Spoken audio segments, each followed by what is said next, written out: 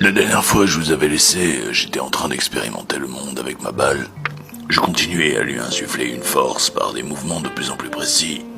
Et puis la balle a roulé face au miroir. J'ai bien vu que c'était ma balle. Il y avait des traces sur la balle que seul moi avais laissées.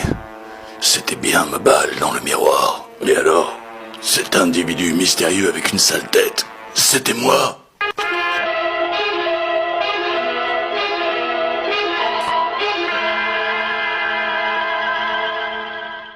Et pourtant, même après avoir compris ça, je vais continuer à essayer longtemps à entrer dans l'appartement identique que je vois derrière mon reflet. Allez comprendre. Alors que je vous explique. À ma naissance, mon pied, les trucs mous, l'étoile, tout ça c'est l'univers. Et l'univers c'est moi.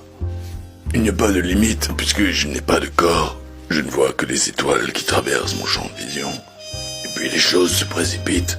D'abord, j'ai les dents qui poussent. Ça chatouille, ça gratouille dans la bouche en permanence. Ça m'énerve. Alors comme ça m'énerve, je me mords le pied. Mais du coup, j'ai mal. J'étais content parce que quand les trucs mous arrivaient, je pouvais me mordre aussi fort que je voulais, ça me faisait pas mal. Du coup, je m'en donnais à cœur joie. Et là, comble de l'horreur, le truc mou est parti. Je ne comprends pas pourquoi une partie du corps refuse de se faire mordre alors qu'elle n'a pas mal. S'agirait-il d'une partie du corps cruelle ? J'étais donc plongé dans un monde désemparé, quand soudain, un bâtonnet étrange et mou de la forme d'un doigt fut présenté à ma bouche. Après quelques palpations avec mes labiales, premier objet de mon exploration du monde, notamment car rattaché aux chaînes de succion nécessaires à ma survie, et bien câblé à la naissance. Ça, c'est sûr. Je fis donc la découverte fantastique d'un biscuit mou, une odeur enchanteresse. Je venais de découvrir le glucose. Le glucose pur. Ouais, un du sucre. Et là, j'ai pu mâchouiller avec mes gencives un peu dures.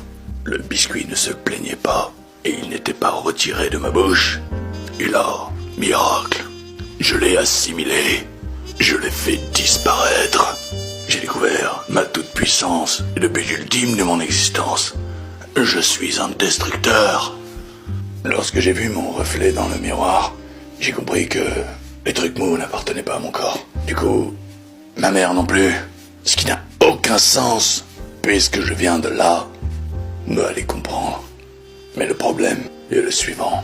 J'ai grandi en pensant que j'étais roi de tout le jardin d'enfants, ne faisant qu'un avec l'univers. Tout d'un coup, dans le miroir, j'ai pu à tâtons faire le tour du bac à sable et me rendre compte qu'en fait, je suis roi que du bac à sable.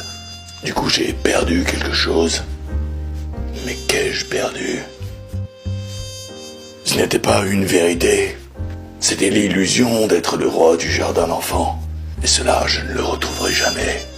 Une perte réelle d'un objet imaginaire.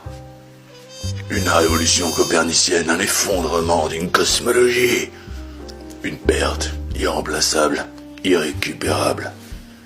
Comme un trou noir d'une densité phénoménale qui deviendra le centre du moteur du désir.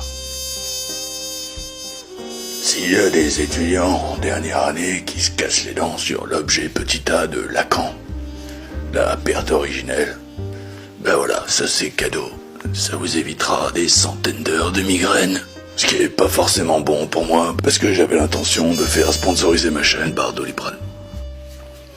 Mais bon, les choses changent tellement vite.